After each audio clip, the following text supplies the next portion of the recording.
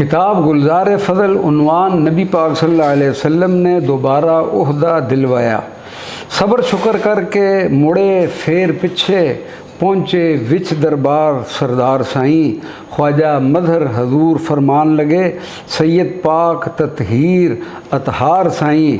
कत्ल करन कारण बेड़ा डोब आयो जिथे कपड़ ने कड़क कहार साईं। जिस बहर अंदर बेड़ा डबोया ही कदे उरार न पार साईं। हाफिज साहब डिगे तुरत विच सजदे विच 6 माह गुजार साईं। जड़ी मुद्दत सजदे अंदर रहे ख्वाजा रहे रोंदे सन ज़ारो ज़ार साईं। इस मुद्दत पिछों सैयद पाक सोना आकर लैन मुरीद दी सार साईं।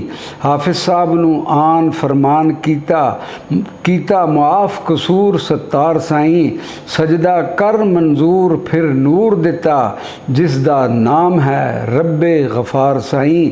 ख़ानदान चिश्ती मेरे नाल होके पहुँचे तुरत मैनू शाह सवार साईं। बड़ा शुक्र अलहमद हर सांस अंदर मैनू छोड़िया न शर्मसार साईं। रल के चिश्तियाँ सारियाँ अर्ज़ कीती हाज़र नबी सल्लल्लाहु अलैहि वसल्लम दे हो दरबार साईं। सरवरे दो जहां सल्लल्लाहु अलैहि वसल्लम ने अर्ज़ कीती अगे ज़ाते आली किरदगार साईं। कीती अर्ज़ रसूल मकबूल सल्लल्लाहु अलैहि वसल्लम दी जी है मंजूर उस परवरदिगार साईं। करके जोर करामतां पा संगल बेड़ा डुबिया कीता ने पार साईं। फिर वालिए विलायत बनाए गए नहीं दे के मुल्क पहला पठवार साईं। जाके पहुँचे ते सांभ विलायत अपनी तैं पर फजल होया बेशुमार साईं। रोज़े अज़ल दे नेक नसीब तेरे जदूं होया मैं अर्ज़ गुजार साईं। जदूं तेरा कसूर माफ़ होया लखां बख्शे गए गुनाहगार साईं।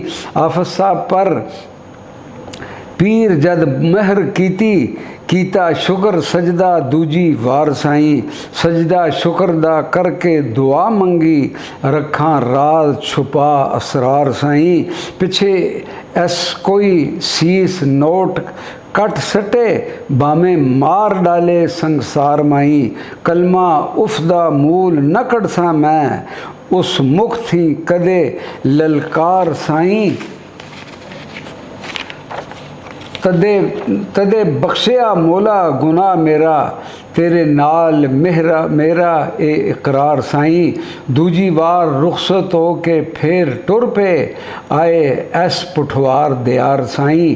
ख्वाजा मदर अली जलालाबाद वाले ऐस पुठवार नू छड़िया तार साईं। किते कुल पुठवार पर करम होया जदूं पहुँचिया हिंद सरदार साईं। मौला बख्श फ़कीर दिलगीर उते आवे फेर बसाख बहार साईं।